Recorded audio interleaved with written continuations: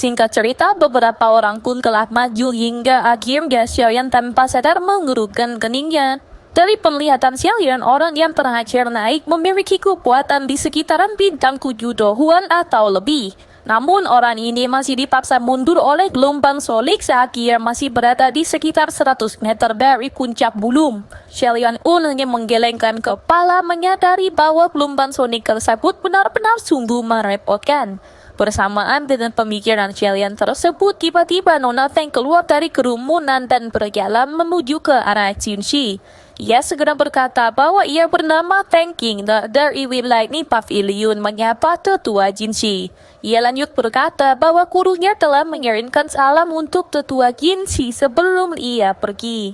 Menanggapi hal itu, Jinxi pun tersenyum pipis ketika ia mendengar pernyataan dari Nona Feng. Ia lanjut meminta Nona Feng untuk menyampaikan terima kasih kepada Lei Xunxi atas perhatiannya. Ia akan menuju ke Winlightning Pavilion untuk menemuinya jika ada kesempatan di masa depan. Setelah itu, Feng Qing pun menoleh ke arah Kangga dan tak lama Doki pun segera meloncat dari tubuhnya. Seketika kilatan muncul di kakinya hingga tak lama tubuhnya pun melesat secepat kilat menuju ke arah Kangga. Setelah menempuh jarak 100 meter, gelombang sore pun segera melonjak ke segala arah. Namun dengan kecepatan yang dimiliki oleh Feng Qing, tampaknya hal itu tidak terlalu berpengaruh. Akhirnya ia pun dapat mencapai puncak gunung dengan begitu mudahnya. Banyak tatapan terkejut melihat Feng Qing merupakan orang yang pertama berhasil menembus gelombang solik hingga berhasil menuju ke puncak. Begitu pula dengan Xiaoyan yang terkejut melihat Feng Qing benar-benar mengeluarkan gerakan 3000 kilat. Tak lama setelah itu, Jinxi pun segera berkata bahwa Feng Qing telah berhasil dan bertanya siapakah yang akan maju selanjutnya. Mendengar hal tersebut, Xiaoyan pun tersenyum kemudian menoleh ke arah Rian Kan dan berkata agar Rian Kan mengikuti dirinya. Rian Kan pun tanpa daya mengangguk hingga akhirnya mereka berdua pun berjalan menuju ke arah peron. Bersamaan itu, Tam Jin juga secara kebetulan keluar dari kerumunan. Tatapannya melirik Feng Qing di ujung tangga batu sebelum menoleh ke arah Jinxi. Ia menangkupkan kedua tangannya dan berkata bahwa ia adalah murid Pavilion 10.000 pedang bernama Tang Yin menyapa tetua Jinxi. Jinxi pun menangguk sebelum akhirnya Tang Yin menoleh ke arah Tang Zai dan mengeluarkan pedang biru besar miliknya. Aura tajam segera keluar melonjak dari pedang sebelum akhirnya Tang Yin melompat dan berdiri di atas pedangnya. Tak lama, Tang Yin pun melesit menandalkan ketajaman dari angin yang terbuat dari ujung pedangnya. Dengan ketajaman dan aura yang sangat ganas, akhirnya dapat membelah gelombang sonik dan ia pun berhasil menuju ke puncak. Menyadari hal tersebut, Jinxi pun segera berkata bahwa Tang Yin telah berhasil dan bertanya siapakah yang akan maju selanjutnya. Tanpa berlama-lama, Wang Chen pun maju kemudian berkata bahwa ia bernama Wang Chen dari Pavilion Musim Semi Kuning. Seketika ia pun menoleh ke arah Anda dan Doki Kam segera melonjak melapisi tubuhnya. Ia pun berusaha segera melesat dan berhantaman dengan gelombang sonik yang sangat kuat. Namun tak berselang lama, ia pun berhasil lolos dan akhirnya telah berada di puncak gunung. Jinxi kembali berkata bahwa Wang Chen telah berhasil lolos dan bertanya siapakah yang akan maju berikutnya. Tak lama sosok wanita berpakaian hijau pun segera berjalan perlahan menuju ke arah Jinxi. Ia segera berkata bahwa dirinya bernama Mu Qing Luan berasal dari Pavilion Bintang Jatuh menyapa tetua Jinxi. Jinxi pun tersenyum kemudian menganggukkan kepala dan berkata tampaknya Pavilion Bintang Jatuh telah mengambil keputusan yang cukup bagus. Menirin Nona Mu Qing Luan untuk menjadi murid dari Tang Xunji sepertinya merupakan hal yang benar-benar menakjubkan. Di sisi lain, setelah mendengar nama tersebut, Xiaoyan pun terkejut kemudian menoleh ke arah Jinxi dengan penuh ketidakpercayaan. Xiaoyan dengan jelas mendengar bahwa Jinxi baru saja menyebutkan nama Feng Xunxi. Xiaoyan benar-benar memiliki niat untuk mencari teman Liaonou bernama Feng Xunxi saat dia menuju ke dataran tengah. Namun sampai saat ini ia belum pernah mendengar banyak berita tentang dirinya. Secara mengejutkan dan tiba-tiba saat ini Xiaoyan mendapatkan beberapa informasi tentang Deng Xunxi di tempat ini. Xiaoyan pun seketika berpikir bahwa Mu Qingluan ini adalah anggota pavilion bintang Yatu. Jika Feng Zunzi adalah gurunya, maka Feng Zunzi kemungkinan adalah seseorang dari pavilion bintang Yatu. Kegembiraan liar segera melonjak di wajah Xiaoyan dan berpikir jika yang ditantang Miao adalah benar, maka ia akan mendapatkan bantuan besar dan tidak akan sendirian lagi. Bersamaan dengan pemikiran Xiaoyan tersebut, ternyata Mu Qingluan sudah setengah jalan menuju ke puncak gunung. Ia dengan tenang berjalan menghadapi gelombang sonik liar yang menerjang ke arahnya. Namun tak terduga, ia juga merasakan apapun dan berhasil lolos dengan mudah hingga akhirnya berhasil menuju puncak. Cukup banyak orang yang tercengang saat melihat Mu Qingluan mendaki gunung dengan begitu mudah. Jika ada yang menyangka bahwa seseorang benar-benar dapat melewati susunan suara ini dengan cara yang begitu santai. Di sisi lain, Jinxi pun menggelengkan kepala dan baru tersadar bahwa serangan gelombang sonik oleh tikus menelan emas tidak akan banyak berpengaruh pada Mu Qingluan. Ia pun lanjut bertanya siapakah orang yang akan maju untuk berikutnya. Di sisi lain, Xiaoyan yang terkejut setelah melihat apa yang ditampilkan oleh Mu Qingluan pun seketika tersadar. Xiaoyan pun segera menoleh ke arah Yan Kan memberikan kode, kemudian mereka pun segera menghampiri Jinxi. Xiaoyan pun segera menangkupkan kedua tangannya dan dengan hormat berbicara bahwa junior Xiaoyan menyapa ketua Jinxi. Seketika mata Jinxi sedikit menyipit setelah mendengar nama yang baru saja disebutkan. Ia memang pernah mendengar tentang pemuda ini yang bahkan Fei yang tidak bisa menangkapnya. Hingga disangka bahkan pemuda tersebut datang ke tempat ini. Setelah itu, Jinxi segera berkata bahwa gelombang suara sonik akan menguat mengikuti peningkatan jumlah dari orang yang masuk. Apakah Xiaoyan yakin ingin membawa orang lain?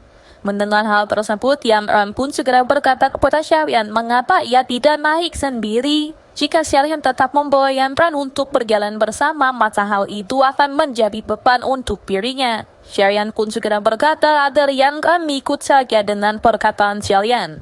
Anggap saja bantuan kali ini sebagai hadiah untuk gurunya. Yang Ran pun merenung sejenak sebelum akhirnya berjalan perlahan mengikuti Xiaoyan. Setelah mereka tepat berada di depan tangga, Xiaoyan pun segera berkata kepada Yang Ran agar ia tetap mengikuti Xiaoyan. Yan Ran pun mengangguk sebelum akhirnya Xiaoyan segera melesat menaiki tangga disusul dengan Yan Ran. Setelah mereka berhasil menempuh jarak 100 meter, akhirnya gelombang sonik pun segera melonjak menghantam mereka. Doki mereka pun segera melonjak bersamaan dengan langkah yang semakin melambat di bawah tekanan gelombang sonik. Tak berselang lama, Yan Ran pun merasakan efek dari tekanan gelombang hingga akhirnya tangkapannya berubah menjadi buram. Yan Ran pun terus bertahan dengan mengalirkan semua doki yang ia miliki hingga akhirnya ia benar-benar kepayahan. Seteguk darah segera keluar dan bersamaan dengan itu pandangannya pun perlahan mulai menjadi gelap.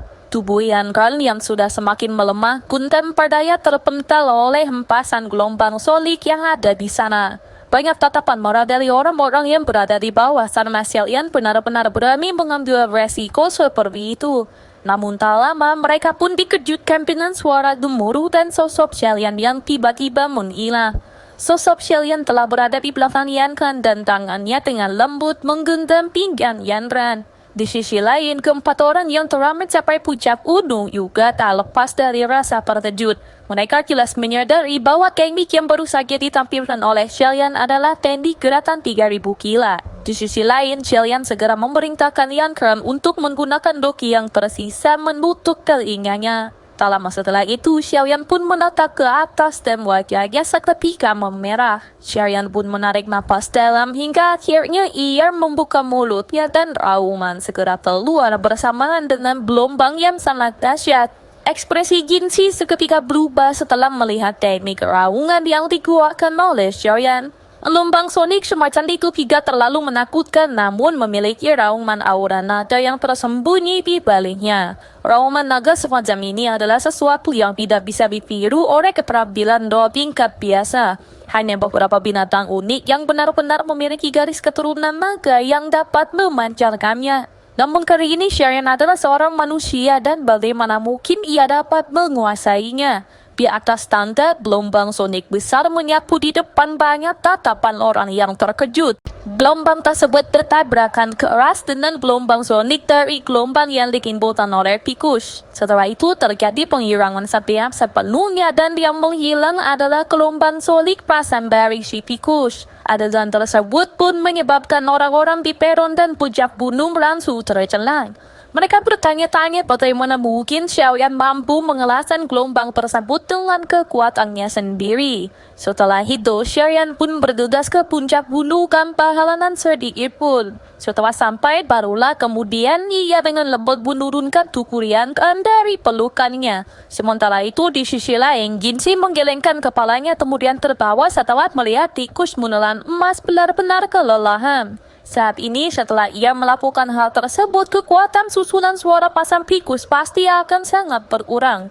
Pada akhirnya, hal ini akan memberikan keuntungan bagi mereka yang melangkah maju setelah Xiaoyan. Kembali ke Xiaoyan yang telah berada di puncak ulung, kemudian mengeluarkan bir obat dari cincin penyimpanannya. Ia pun segera menyerahkannya kepada nelayan dan bertanya apakah kondisi Andram saat ini baik-baik saja. Jangan menggelengkan kepalanya dengan lembut setelah menerima pil obat. Ia pun segera menjawab bahwa kondisinya saat ini baik-baik saja dan Yanken segera berterima kasih kepada Xiaoyan. Xiaoyan pun tersenyum sebelum akhirnya menoleh ke arah 4 orang yang telah berada di puncak. Pada saat ini, keempat orang itu juga melemparkan pandangan mereka kepada Xiaoyan. Tatapan Tan Yin dan Mu Qingluan masih baik-baik saja sementara tatapan Deng Qingper dan Wan Chen agak tidak bersahabat. Tan Yin segera tersenyum kemudian menangkupkan tangannya dan mengucapkan selamat kepada Xiaoyan. Menanggapi hal itu, Xiaoyan pun berterima kasih atas ucapan yang telah diberikan oleh Tan Yin. Sementara itu, di sisi lain, Mu Qingluan segera bertanya tingkat penguasaan apa yang telah dicapai oleh gerakan 3000 petir milik Xiaoyan. Menanggapi hal itu, Xiaoyan sama-sama merasakan bahwa tindakan dari Mu Qingluan hanya untuk membuat Feng Qing'er merasakan ketidaknyamanan. Tak lama, apa yang dirasakan Xiaoyan benar terjadi dengan Mu Qingluan dan Deng Qing'er yang saling berdebat. Xiaoyan pun tercengang setelah melihat keduanya benar-benar terlibat dalam bentrokan. Setelah itu, Xiaoyan pun bertanya kepada Mu Qingluan apakah ia bisa berbicara secara pribadi dengan dirinya. Mu Qingluan sedikit terkejut saat mendengar pertanyaan dari Xiaoyan. Ini adalah pertama kalinya ia bertemu dengan Xiaoyan dan mereka tidak bisa dianggap akrab satu sama lain. Kamu memikirkan bagaimana Xiaoyan telah menyebabkan pavilion petir angin kehilangan banyak wajar selama periode waktu ini telah menyebabkan ia memiliki kesan yang cukup baik dalam hadap Xiaoyan. Akhirnya, Mu Qingluan pun menganggukkan kepalanya dan dengan lembut melayang ke Sabihisi. Sementara itu, Xiaoyan segera berkata kepada Yantran untuk jangan bergerak sembarangan dan tunggu Xiaoyan di sini. Xiaoyan pun segera pergi menuju ke tempat di mana Qingluan berada. Setelah Xiaoyan sampai, Mu Qingluan pun segera bertanya apakah ada permasalahan di antara mereka. Xiaoyan pun ragu-ragu sejenak sebelum akhirnya bertanya bolehkah ia tahu apakah Feng Zunzi adalah guru dari Nonamu. Mendengar pertanyaan Xiaoyan, Mu Qingluan pun mengangguk kemudian mengangkat alis tipisnya dan dengan lembut menjawab bahwa cukup banyak orang yang tahu tentang hal tersebut. Setelah itu, Xiaoyan pun dengan sopan bertanya jika begitu apakah Nonamu tahu tentang keberadaan dari tetua Feng. Mu Qingluan seketika menyitikkan matanya kemudian balik bertanya siapakah sebenarnya identitas asli dari Xiaoyan dan mengapa ia mencari gurunya. Melihat ekspresi Mu Qingluan, Xiaoyan yang ragu-ragu sejenak akhirnya berkata bahwa dia adalah seorang murid dari seorang abang ulama Feng Zunzi. Atas perintah dari guru Xiaoyan, ia datang untuk mencari seseorang bernama Feng Zunzi. Menanggapi hal tersebut, Mu Qingluan pun sedikit terkejut kemudian bertanya teman lama mana yang dimaksud oleh Xiaoyan. Xiaoyan yang agak sedikit beragu pun kemudian berkata bahwa Nonamu akan menyadari hal ini di masa depan. Saat ini bukan masa yang tepat dan Xiaoyan kurang nyaman untuk membicarakannya sekarang.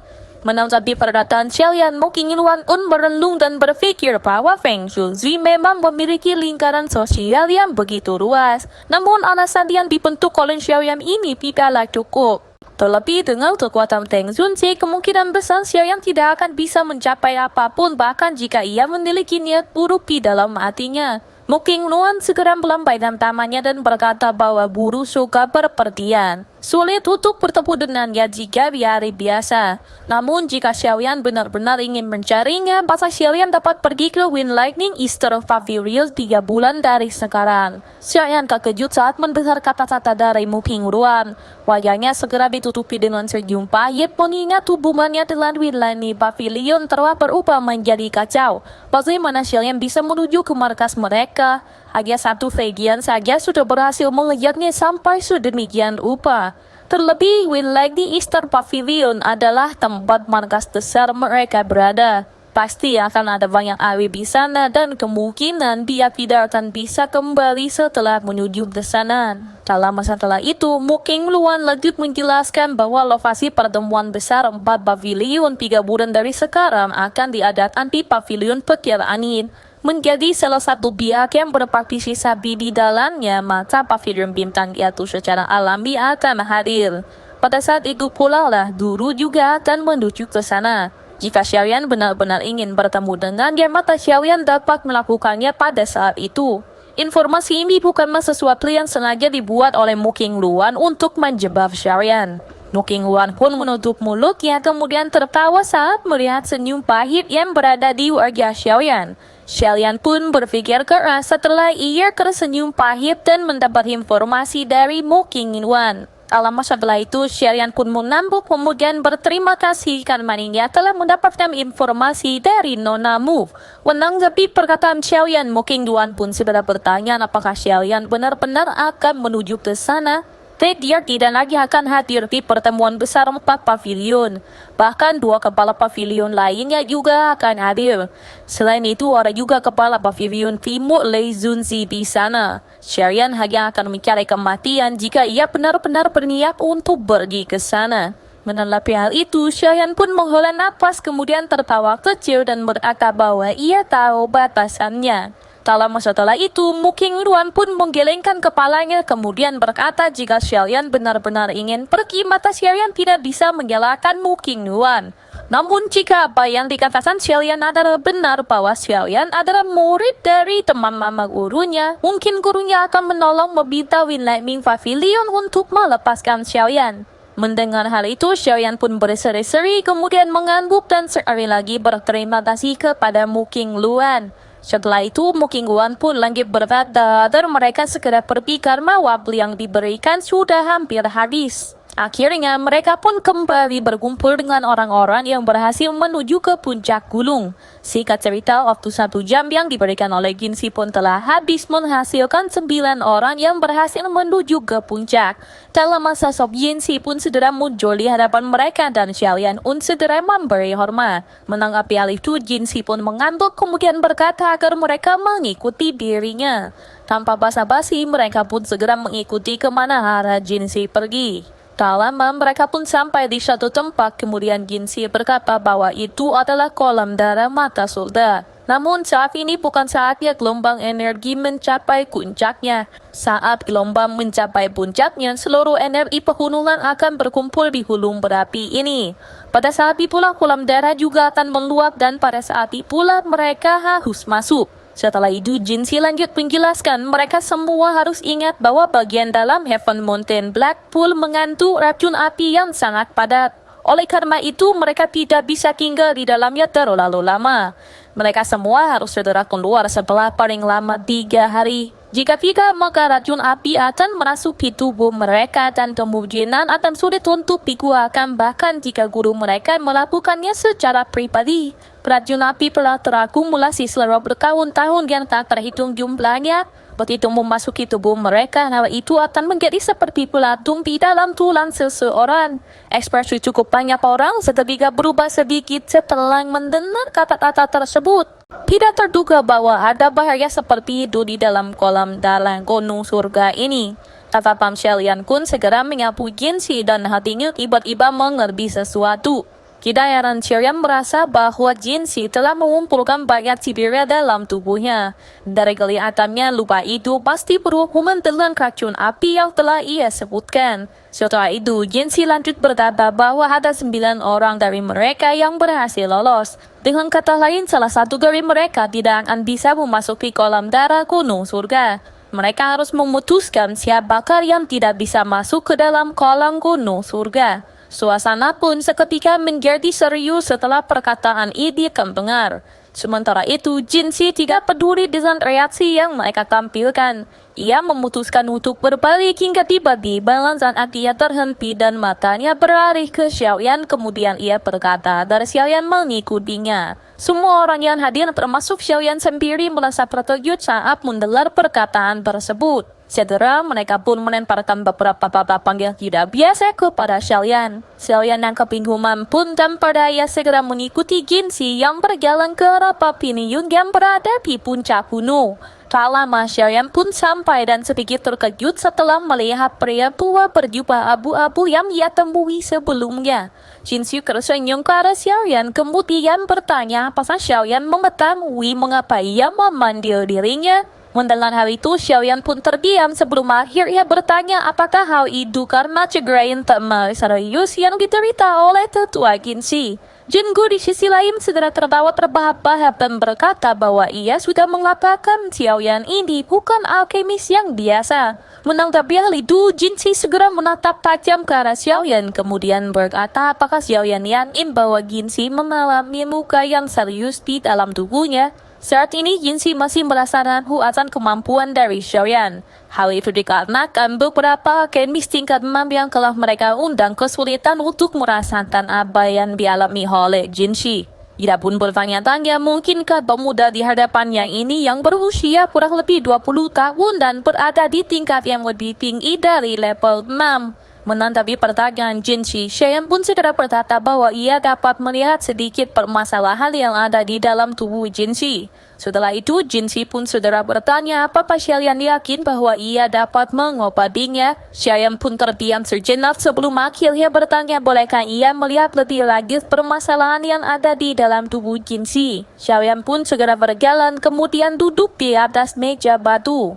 Setelah itu, ia menunjuk ke kursi batu di sampingnya dan mulut Jinxi berkedut saat melihat ini. Tanpa daya, ia pun menuruti perintah Xiaoyan dan segera duduk di sampingnya. Xiaoyan meraih tangan Jinxi dan matanya menyipit sementara seutas kekuatan spiritual dengan cepat memasuki tubuh Jinxi. Setelah cukup lama, akhirnya Xiaoyan pun membuka matanya dengan ekspresi yang sangat serius. Menyadari hal itu, Jinbu pun segera bertanya apakah yang berhasil Xiaoyan temukan. Xiaoyan menghela nafas kemudian menggelengkan kepalanya dan berkata bahwa racun api telah memasuki tubuh dan meresap jauh ke dalam tulang. Ini adalah pertama kalinya Xiaoyan melihat racun api yang begitu dalam. Sepertinya sangat sulit untuk benar-benar mengusir racun tersebut. Ekspresi Jinxi dan Jingu menjadi jauh lebih suram ketika mereka mendengar Xiaoyan mengucapkan perkataan seperti itu. Perkataan yang dilontarkan oleh Xiaoyan benar-benar sama seperti beberapa alkemis tingkat tinggi lainnya. Lama setelah itu, Xiaoyan lanjut berkata meskipun sangat sulit untuk digoakan, namun hal itu tidak sepenuhnya tanpa solusi. Mendengar perkataan Xiaoyan, Jinxi pun seketika bersemangat kemudian bertanya apakah Tuan Xiaoyan benar-benar mampu untuk mengeluarkan racun api gunung surga di dalam tubuhnya. Xiaoyan pun hanya tersenyum tanpa menjawab lalu tangkapannya segera menuju ke area luar pavilion batu. Jinxi dan Jingu terkejut ketika mereka melihat hal tersebut. Jinxi ragu-ragu sejenak sebelum akhirnya berkata selama Xiaoyan benar-benar mampu mengeluarkan racun api gunung surga di tubuhnya, maka ia akan memberi Xiaoyan kesempatan yang menjamin kemajuan Xiaoyan menjadi seorang dozong. Mendengar hal itu, Xiaoyan pun tanpa ragu segera menyetujui kesepakatan yang mereka buat. Jinxi menghela nafas lega setelah mendengar kata-kata dari Xiaoyan. Ia lanjut berkata bahwa kolam gunung darah surga memang memiliki beberapa efek ajaib untuk membantu seseorang menembus. Namun kemungkinan ini terjadi tidak terlalu besar. Selain itu, ini hanya efektif untuk beberapa hari yang tetap berada di puncak Huan selama beberapa waktu. Melihat kekuatan yang dimiliki Xiaoyan, kemungkinan itu hanyalah pilihan singkat sejak Xiaoyan maju ke Dohuan Bintang 9.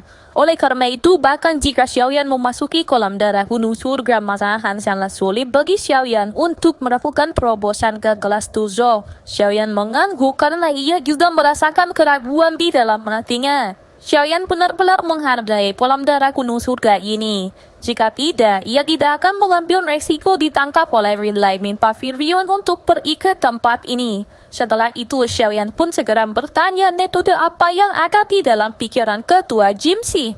Menanggapi pertanyaan Xiaoyan, Jinxi pun segera berkata bahwa mulut gunung berapi puncak Heaven Eye Mountain adalah tempat dengan energi terpadat di dalam Heaven Eye Mountain Range. Kolam darah gunung surga juga terbentuk dari energi yang sangat besar ini. Namun ini bukan bagian paling indah dari kolam darah gunung surga. Meskipun sebagian besar energi akan menggumpal dalam cairan berwarna merah di mulut gunung berapi yang sangat besar tersebut, setiap kali gelombang energi terbentuk, sebagian kecil darinya akan enggelam dan meresap ke bagian terdalam dari kolam darah gunung surga. Meskipun hanya mengandung sedikit energi, namun energi tersebut benar-benar sangat murni. Setelah mendengar penjelasan tersebut, Xiaoyan pun segera bertanya mungkinkah racun api gunung surga di dalam tubuh tetua Jinxi diperoleh dari tempat tersebut. Jinxi pun menghela nafas kemudian mengangguk dan Xiaoyan lanjut berbicara. Xiaoyan segera berkata bahwa dengan kekuatan Jinxi saja dia tidak mampu menahan korupsi dari racun api gunung surga. Sementara Xiaoyan hanya memiliki kekuatan bintang 9 Dohuan dan bagaimana Xiaoyan bisa untuk menanggungnya. Menanggapi perkataan Xiaoyan, Jinxi segera berkata bahwa orang lain mungkin secara alami tidak akan berani memasuki dasar kolam darah gunung surga. Namun bagi Xiaoyan yang memiliki api surgawi, hal itu tentu tidak akan terlalu sulit. Meskipun racun api gunung surga memiliki kekuatan yang mengerikan, namun hal itu masih tidak dapat bersaing dengan api surgawi. Mendengar hal tersebut, Xiaoyan pun tiba-tiba mengerti dan bertanya apakah tetua Jin berniat untuk membuat Xiaoyan menuju ke dasar kolam darah gunung surga dan meminjam energi di sana untuk menerobos ke gelas Dohuan. Jinxi segera berkata bahwa tempat itu dapat dianggap sebagai lokasi rahasia bagi suku tikus menelan emas. Bahkan orang seperti Tenkinger dan yang lainnya tidak menyadari hal tersebut ada di sana. Dengan begitu, apakah Xiaoyan ingin masuk menuju ke dasar kolam darah gunung surga? Xiaoyan pun merenung sejenak sebelum akhirnya setuju kemudian berkata bahwa ia hanya akan membantu tetua mengeluarkan racun setelah ia berhasil keluar dari kolam darah gunung surga. Jinxi pun setuju, kemudian melambaikan tangannya dan seketika sebuah cahaya emas melintas ke arah Xiaoyan. Dia berkata bahwa ada penghalang spasial yang ditempatkan oleh suku tikus menelan emas di dasar kolam darah gunung surga. Xiaoyan harus mengandalkan benda tersebut untuk memasukinya. Xiaoyan pun meraih benda yang berbentuk tengkorak tikus berwarna emas gelap. Seketika Xiaoyan pun mengangguk kemudian menyimpan benda tersebut di cincin penyimpanannya. Xiaoyan pun lanjut berkata jika begitu maka Xiaoyan akan berterima kasih kepada tetua Jinxi. Jika Xiaoyan benar-benar dapat menembus ke kelas zombie tempat ini, maka tetua Jinxi dapat menyerahkan perawatan racun api gunung surga di tubuhnya kepada Xiaoyan. Jinxi pun mengangguk kemudian berkata bahwa Xiaoyan harus kembali bersama dengan mereka yang telah bersiap di puncak gunung. Puncak gelombang energi akan segera tiba dan pada saat itu kolam darah gunung surga akan terisi dengan cepat. Yang perlu Xiaoyan lakukan adalah masuk ke dalam kolam pada waktu yang paling tepat. Xiaoyan pun tersenyum kemudian menangkupkan kedua tangannya sebelum akhirnya berbalik dan pergi meninggalkan pavilion.